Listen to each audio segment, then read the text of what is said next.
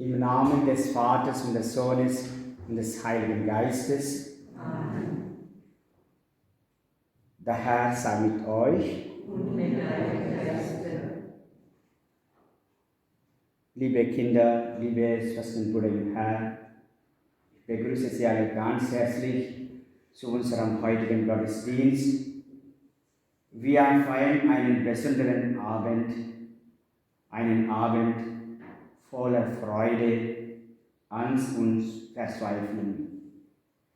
Mit der Feier vom letzten Abendmahl erinnern wir uns daran, dass Jesus seinen Freunden das Brot brach und den Wein reichte als seinen Leib und sein Blut.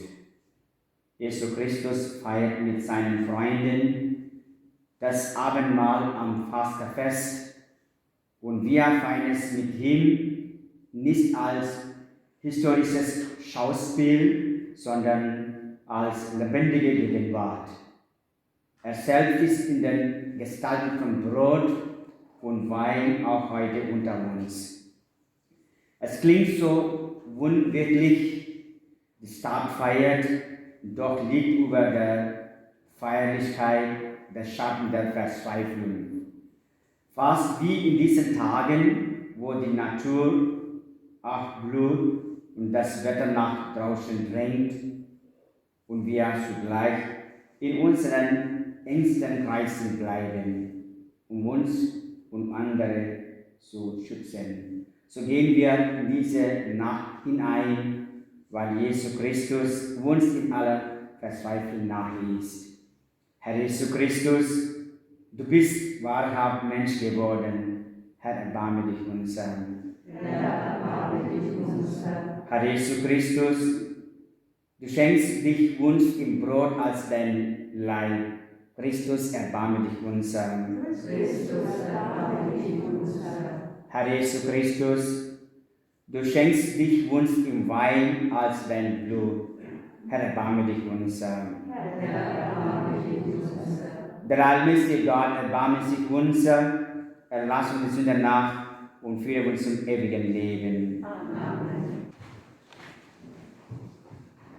Liebe Schwestern und Brüder im Herrn, im Tagesgebet der Messe vom letzten Abendmahl heißt es, dass Jesus Christus am Abend vor seinem Leiden der Kirche das Opfer des neuen und ewigen Bundes anvertraut und das Gastmahl seiner Liebe gestiftet hat. Was bedeutet dies für uns? Was feiern wir an diesem denkwürdigen Tag, dem Gründonnerstag?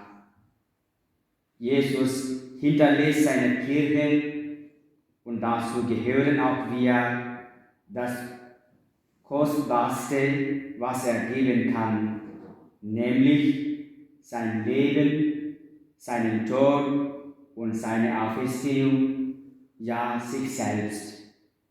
Weil er der wahre Sohn Gottes ist, der aus Liebe zu uns Mensch geworden ist, zeigt er uns seine Liebe bis zum Tod am Kreuz.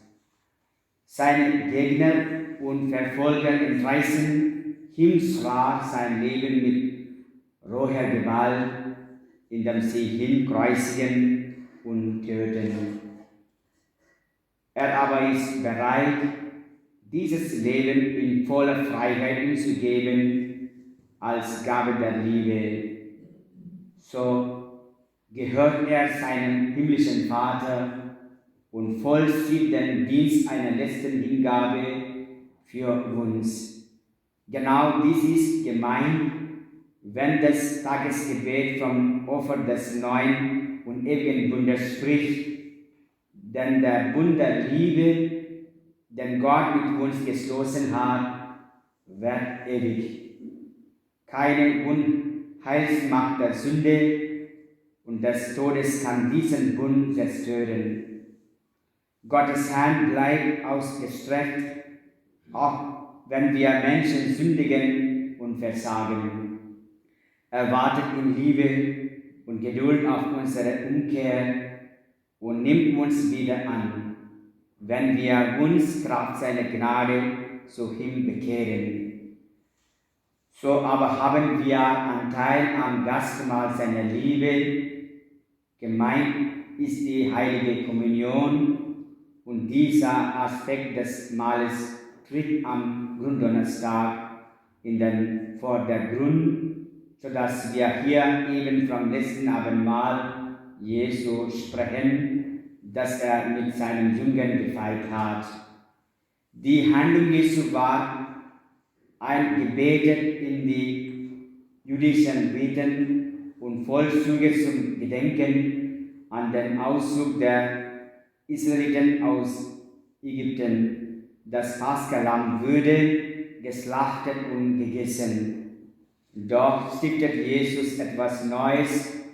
Er reicht sich denn seinen unter den Gestalten von Brot und Wein. Diese werden zum Zeichen für seine Opferhingabe in Liebe. Ja, liebe Schwestern und Brüder im Herrn, es ist mehr als ein zeichenhafter Hinweis. Es handelt sich um die sakramentale Vergegenwärtigung des Heilsgeschehens.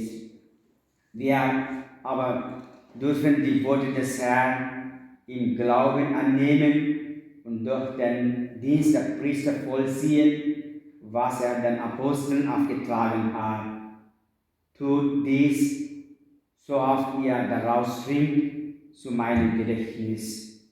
Kommunion bedeutet dann Vereinigung und Gemeinschaft mit unserem Erlöser, den wir in der Gestalt des Brotes und des Weines empfangen, damit sich dies nicht nur äußerlich vollzieht, sondern zu einer Herzensangelegenheit wird, ist der lebendige Glaube die Voraussetzung.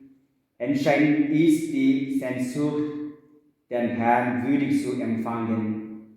Sofern dies nicht auf äußere Weise gesehen kann, ersetzt die Sehnsucht den sakramentalen Empfang. Dieser Hinweis ist besonders in der Corona-Krise wichtig und hilfreich, um manche Menschen entweder überhaupt nicht oder nur unter großen Schwierigkeiten den Gottesdienst besuchen und in physischer Anwesenheit mitfeiern können. Tun wir einfach das, was uns persönlich möglich ist. Gott wird das Übrige ergänzen. Ja, in Wirklichkeit ist er längst am Werk mit seiner Gnade, die uns zuvorkommt und begleitet und einst alles Gute im Reiche Gottes vollendet. Amen.